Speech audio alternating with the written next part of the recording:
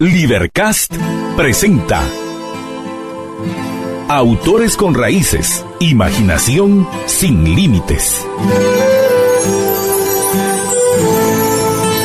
Bienvenido al podcast de Liberletras de Libertópolis. Acércate a las ideas y al pensamiento de los escritores contemporáneos más reconocidos, de la mano de interesantes entrevistas realizadas por los conductores de los programas de Libertópolis. Nuestro invitado hoy es el conocido arqueólogo que, pues bueno, ya él nos va a contar más acerca de todos los sitios en los cuales se ha visto involucrado en Guatemala y la trascendencia que estos sitios tienen para conocer la historia de los mayas. Y en especial vamos a hablar con nuestro invitado Osvaldo Chinchilla acerca de estos dos dioses de la mitología maya, que son Hunahpu en Xbalanque, estos dos hermanos gemelos que yo, lo poco que sé de la historia de ellos, narrada en el Popol Vuh, Osvaldo, es que eran dos luchadores de la libertad, ¿no? De su derecho a elegir, y por eso se enfrentan con los dioses del infierno, como lo consideran uno, el inframundo, ¿no? De Xibalbá. Pero lo primero que quiero es darte la bienvenida a este programa, Osvaldo. Salud. Muchas gracias. Salud. Salud. Bueno, Osvaldo, contanos acerca de Hunahpu e Xbalanque. Bueno, al hablar de Hunahpu y Xbalanque estamos hablando de dos personajes que aparecen en las páginas del Popol Vuh. Yo creo que tal vez para mucha gente valdría la pena primero poner en contexto un poquito el Popol Vuh, ¿verdad? No todos sabemos pues y estamos tan al día en cuanto a saber que el Popol Vuh fue un libro que se escribió a mediados del siglo XVI y lo escribieron miembros de las casas nobles del Quiché, poco tiempo después de la conquista, algunas décadas después de la conquista española, pero lo escribieron ya utilizando el alfabeto español en idioma quiché.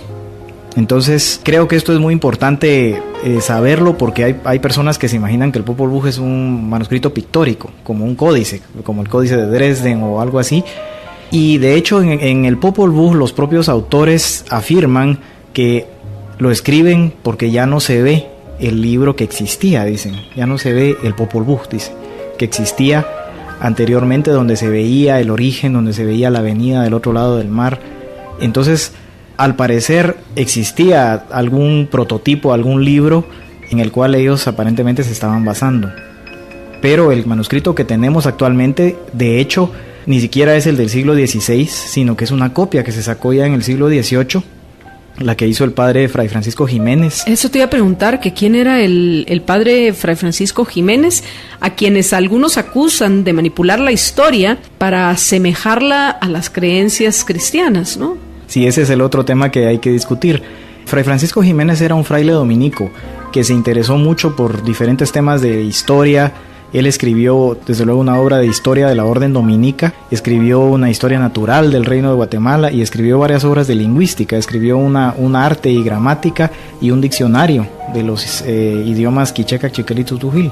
Entonces, pues sin duda era un hombre muy, muy inquieto, muy acucioso, pero básicamente era un religioso, era un cura que fue párroco en los pueblos de Chichicastenango y Rabinal, y él en algún momento pues tuvo acceso al manuscrito del Popol Vuh, que es posiblemente al manuscrito del siglo XVI, y lo copió y lo tradujo al español. Entonces de él tenemos la primera traducción. En realidad no parece que Fray Francisco Jiménez haya manipulado el texto quiché, o sea, que haya él puesto de su cosecha y que haya introducido temas de cuestiones cristianas. Sin embargo, él también escribió algunos comentarios, los famosos escolios. Él los tituló Escolios a las historias del origen de los indios. Y en esos comentarios él, pues sí, ahí sí expresó todas sus ideas, que desde luego eran las ideas de un sacerdote católico. Pero de todas maneras, como el Popol Vuh se escribió ya usando el alfabeto español, y más o menos hacia 1550 se calcula, ya esto es varias décadas después de la conquista española, y ya había pasado todo el proceso de evangelización inicial que hicieron precisamente los frailes dominicos, franciscanos, en este caso dominicos por el área de que se trata, y siempre existe la duda de que si el Popol Vuh puede tener algún grado de temas derivados de la religión cristiana, y hasta qué punto y cuáles son. La verdad es que aquí yo lo que puedo decir es mi opinión, ¿verdad? Adelante. Sí, lo que yo creo es que tiene muy poco. Sí tiene algunas pasajes en los que sí hay algún grado de inspiración bíblica, digamos. Son muy pocos y muy sutiles y dudosos. O sea que por ejemplo, se habla de que hay un pasaje en el cual hay un diluvio, por ejemplo, ¿verdad? Hay una de las varias creaciones de la humanidad se acabó con un diluvio, y entonces, ¿será que eso tiene algún grado de relación con el diluvio bíblico? Tal vez puede ser, pero la realidad es que encontramos ese mismo tema del diluvio en muchos mitos dispersos a lo largo, te diría, de todo el continente americano. Y además lo encontramos en formas que son muy diferentes de las que se encuentran en el diluvio bíblico. Entonces, como por ejemplo, Osvaldo, en algunos de los mitos de diluvios que hay aquí en el área maya y en México, digamos en Mesoamérica, lo que sucedió fue que, bien, decidieron los dioses destruir a la humanidad, o a los seres que existían en esa época, porque no necesariamente son iguales a los hombres actuales y mujeres actuales, pero hubo un dios, por ejemplo en el mito azteca es Tezcatlipoca, que viene y le dice a un hombre: mira, sálvate, súbete en una caja, en una canoa, haz un barco. Recuerdo que en alguno de estos mitos le dice: métete dentro de tu arpa, y entonces el hombre le hace caso y se mete ahí. A veces solo un hombre, a veces con su perro, por ejemplo, o perra, a veces resulta que es con su mujer. La cosa es que se va en la canoa y se salva. Pero eso no fue algo que Dios le dijo a él por ser bueno, ¿verdad? Sino que hubo un Dios que le dijo eso y él se logró salvar. Un soplón. Exacto. Entonces resulta que cuando al fin se bajan las aguas, había un montón de pescados muertos. Y entonces viene este hombre y decide ponerse a cocinar los pescados, enciende fuego y se pone a asar los pescados. Entonces con el humo se dan cuenta los dioses de que alguien se salvó. Y entonces vienen y llega entonces, digamos, tomando el caso del mito azteca, llega Tezcatlipoca otra vez: no te dije que no comiera los pescados. Entonces le agarra, le quita la cabeza, se la pone en las nalgas y se transforma en mono. Entonces tenemos una serie de elementos que claramente que no pertenecen a para la nada bíblica, ¿verdad? Claro, todas estas cosas no aparecen en el Popol Vuh. Le estamos hablando de otros mitos, pero yo, desde mi punto de vista, es importante comparar los mitos del Popol Vuh con otros mitos que hemos recopilado. Bueno, son mucha gente, que muchos etnógrafos y personas también, digamos, estos mitos han sido recopilados a veces por lingüistas, a veces por etnógrafos, a veces por maestros que están en algún poblado, a veces por gente de las propias comunidades que la tradición oral, en alguna manera, sí, estamos de hablando las mismas de tradición comunidades oral. Y así debió ser el Popol Vuh. El Popol Vuh como te digo, se dice en el Popol Vuh que ya no se mira el libro, pero aún así lo están escribiendo. Quiere decir que se lo saben, ¿verdad? Que lo están recitando como una tradición oral. Claro, sobre eso habría mucha tela que cortar. Alguien se inclinará más a pensar, no, que ahí tenían el libro enfrente y están diciendo, lo vamos a copiar, más bien. Pero el hecho es que las tradiciones del Popol Vuh, los mitos que se narran en el Popol Vuh, son versiones de mitos que estaban muy difundidos en toda Mesoamérica. Y entonces necesitamos compararlos con otras versiones para poder entenderlos un poco mejor.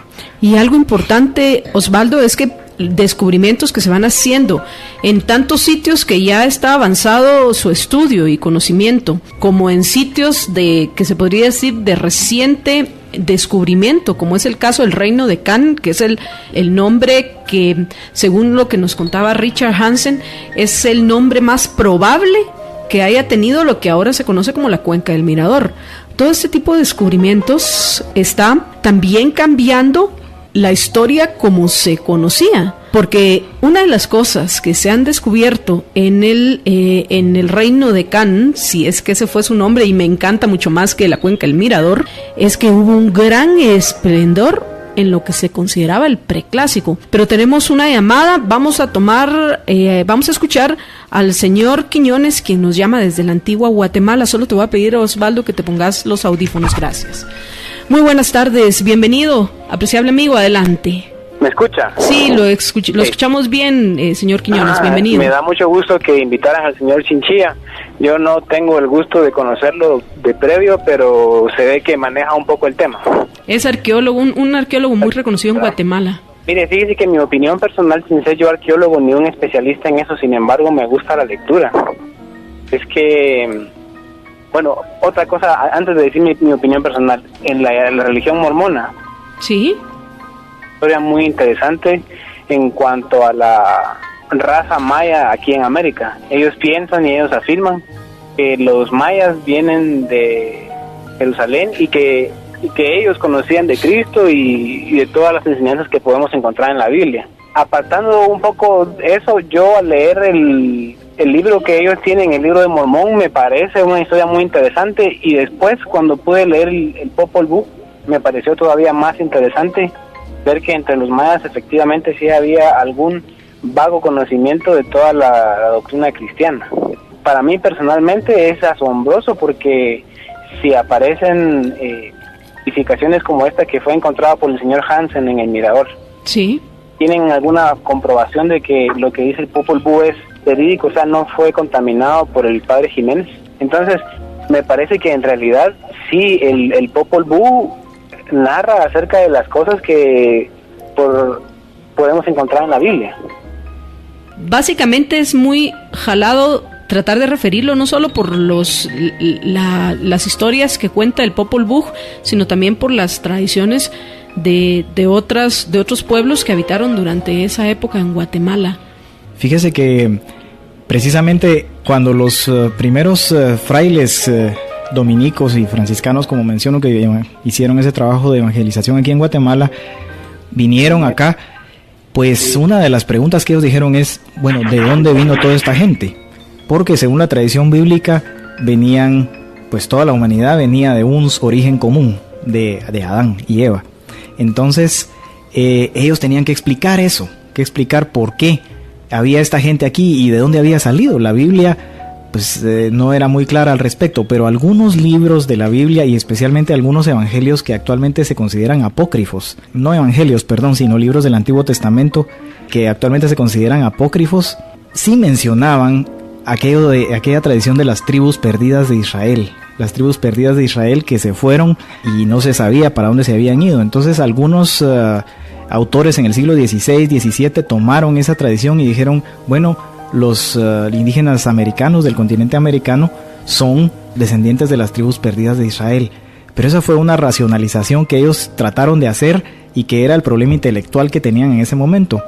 Y entonces resulta que esas mismas ideas a veces están plasmadas en documentos ya escritos por indígenas. En algunos de los documentos indígenas del siglo XVI de aquí de Guatemala encontramos que ellos dicen, nosotros venimos de Abraham y somos descendientes de las tribus y tal cosa.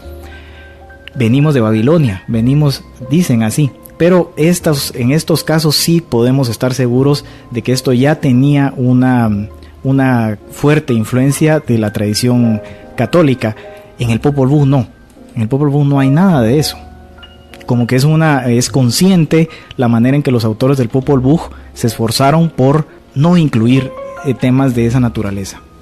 Vamos a tomar otra llamada. Osvaldo, agradecemos al señor Quiñones que se comunicaba con nosotros desde la Antigua, y ahora vamos con Sandra, quien nos llama desde la zona 7. Sandra, muy buenas tardes, bienvenida. Buenas tardes. Fíjese que yo quería saber si usted se acuerda de cuándo dijo el señor Hansen que los mayas habían habitado en la cuenca de Mirador. ¿Qué fecha? Para mí, que yo me acuerdo que era antes de Cristo. Así es, entre 400, 200 años antes de Cristo. Entonces yo oí que no sé si el señor que está ahí o alguien que llamó. Sin duda decía, Osvaldo podrá informarle mejor que yo.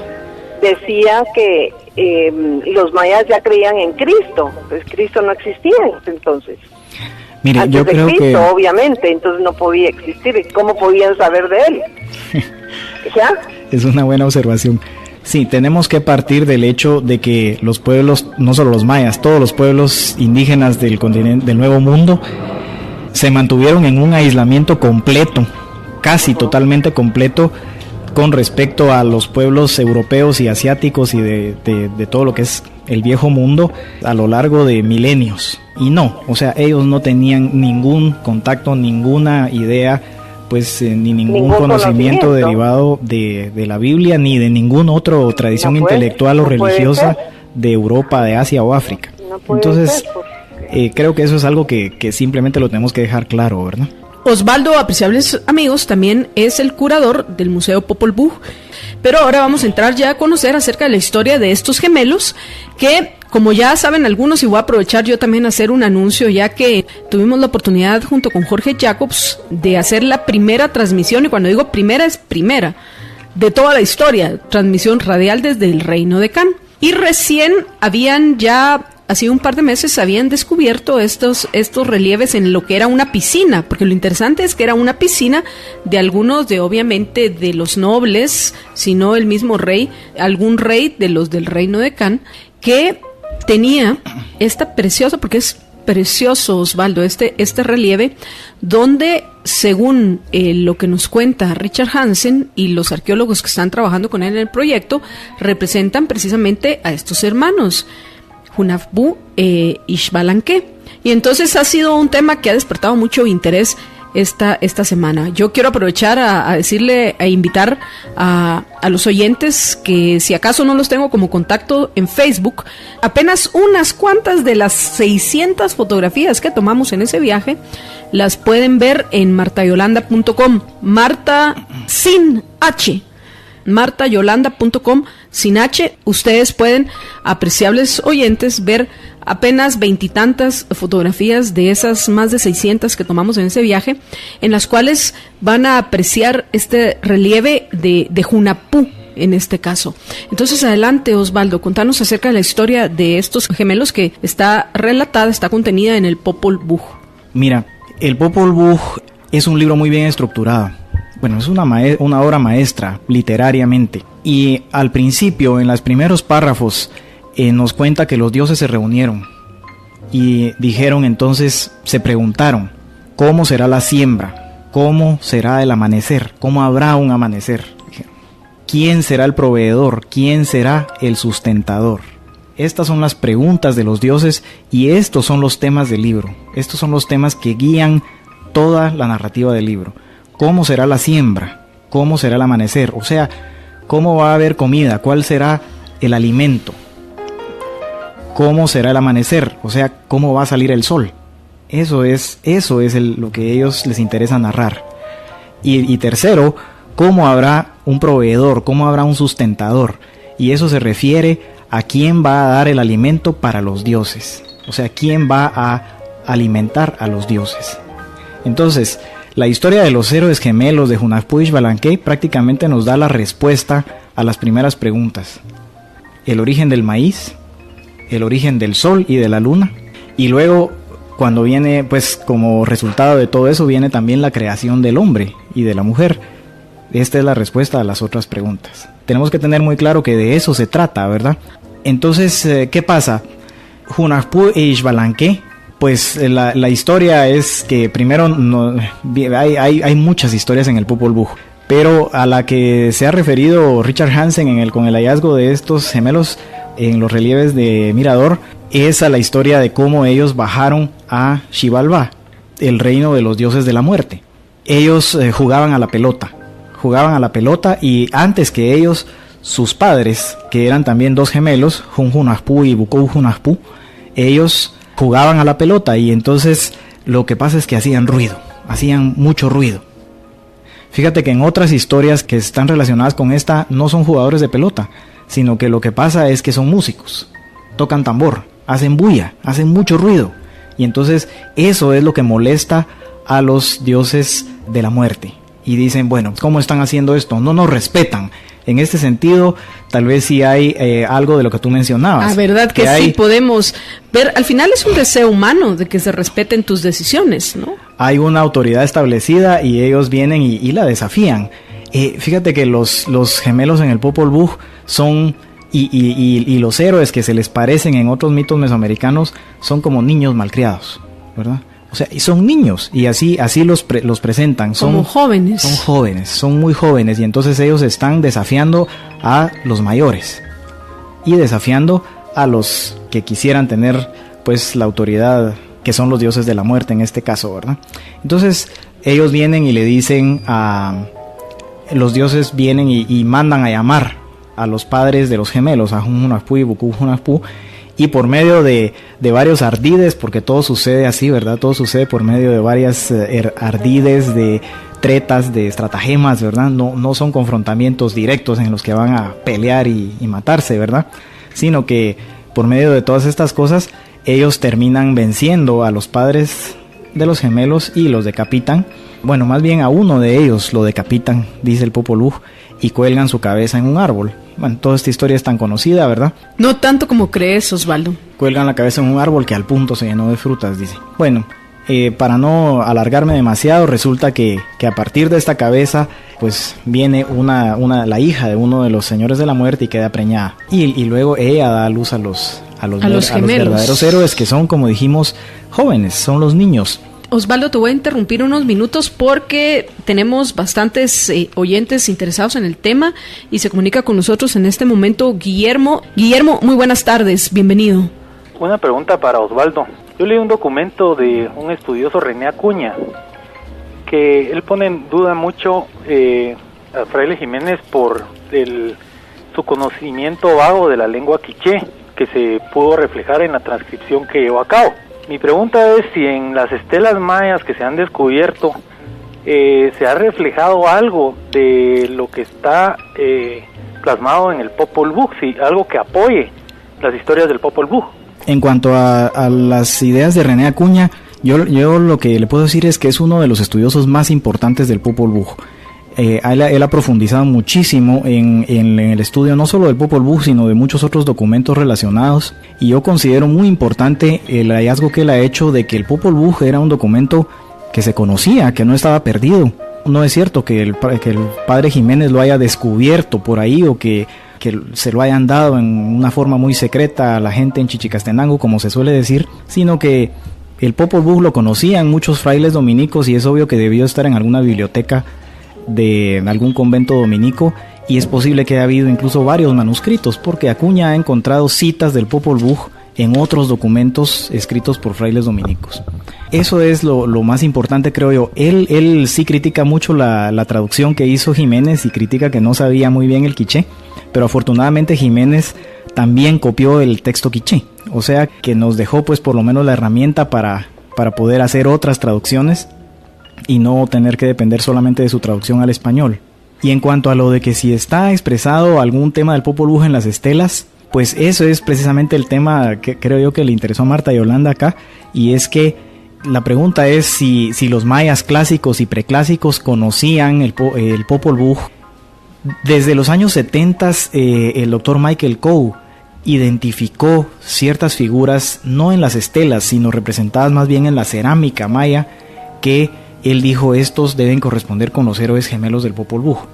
Ahora, no quiere decir que sean idénticos. Tenemos que pensar que en el periodo clásico, digamos, estamos hablando de 800, 900 años antes de que se escribiera el Popol Vuh, en el siglo XVI, y entonces no podemos pretender que esas las ideas y conceptos y las narraciones hayan sido idénticas, pero sin duda eran versiones relacionadas, ¿verdad? O sea, existía toda una variedad de versiones, como todavía existen en muchos lugares, que narraban estas historias del origen del sol y de la luna, y del origen del maíz, que esencialmente son las historias del Popol Vuh. Y entonces en este sentido sí tenemos representaciones en el arte maya que aluden o se relacionan en mayor o menor grado con los héroes gemelos del Popol Vuh. Uno de los pasajes que son más obvios es el pasaje donde ellos derrotan a un pájaro grande que se llamaba Bukub-Kakish, un guacamayo. Y entonces encontramos escenas en el arte y la cerámica maya donde están los que pensamos que corresponden con los gemelos disparando con cerbatana a un gran pájaro. E incluso hay algunas escenas en las que el héroe aparece con un brazo cercenado. Y eso fue lo que pasó en el Popol Vuh, que ellos lograron dispararle al pájaro, pero cuando lo iban a agarrar, él le quitó el brazo a uno de los héroes. Entonces es una coincidencia como muy especial, que tenemos al héroe, tenemos al gran pájaro y además le quitó un brazo. seguramente es una versión de la misma historia del Popol Vuh, pero una versión, y tenemos que matizarla y tenemos que entenderla también en su contexto y no pretender que va a ser idéntica. Y esto toca también a los relieves que ha encontrado Richard Hansen, tan hermosos. Yo no he tenido la oportunidad de verlos en persona. He visto algunas fotografías ahí sí que por casualidad y por suerte. Es un hallazgo interesantísimo. Puedo decir que así a primera vista las figuras que están representadas ahí no necesariamente corresponden con los que usualmente asociamos con los héroes gemelos en el arte maya. Por ejemplo, uno de ellos normalmente suele tener manchas en el cuerpo, puntos negros, y yo no recuerdo haber visto esto en los estucos de Mirador. Sin embargo, está el aspecto de la cabeza decapitada que tú ya mencionaste, que uno de ellos lleva, y que es un tema que quizás podría corresponder en alguna forma con la historia del Popol Vuh. Tendríamos que verlo muy despacio y platicar despacio con Richard también acerca del hallazgo y del contexto en que se encuentra y todo, en qué está basando su opinión. Y en ese punto creo que yo le llevo ventaja a Osvaldo Chinchilla. Osvaldo, para terminar el programa, ¿qué es un curador y cuáles son sus responsabilidades? Bueno, el curador es la persona que está a cargo de una colección, por ejemplo en un museo o en una exhibición, que tiene a su cargo pues tanto el cuidado de los objetos como la investigación de estos mismos objetos, el poder transmitir al público información importante, veraz sobre ellos, y poder también conservarlos y exhibirlos en una forma adecuada. También sé que se utiliza el término, por ejemplo, en los zoológicos. El curador de serpientes es el que está encargado de cuidar a las serpientes y ver que todo con ellas esté bien. Así que todos necesitamos curadores. Osvaldo, muchísimas gracias por habernos acompañado. Salud. Gracias. Y tú y yo terminamos de almorzar tranquilamente después de despedir a nuestros apreciables oyentes. Cuídense, salud y recuerden, sean felices. Libercast presentó Autores con Raíces, Imaginación sin Límites. Una producción de Libertópolis. Recuerden que si quieren conocer más de nuestros programas, seguirnos en las diferentes redes sociales, o si quieren ver nuestros programas y conocer a nuestros conductores e invitados, pueden ingresar en www.libertopolis.com. Recuerda suscribirte y dejarnos 5 estrellas para que continuemos trabajando en producir más podcasts de tu interés. Libertópolis, ideas con valor.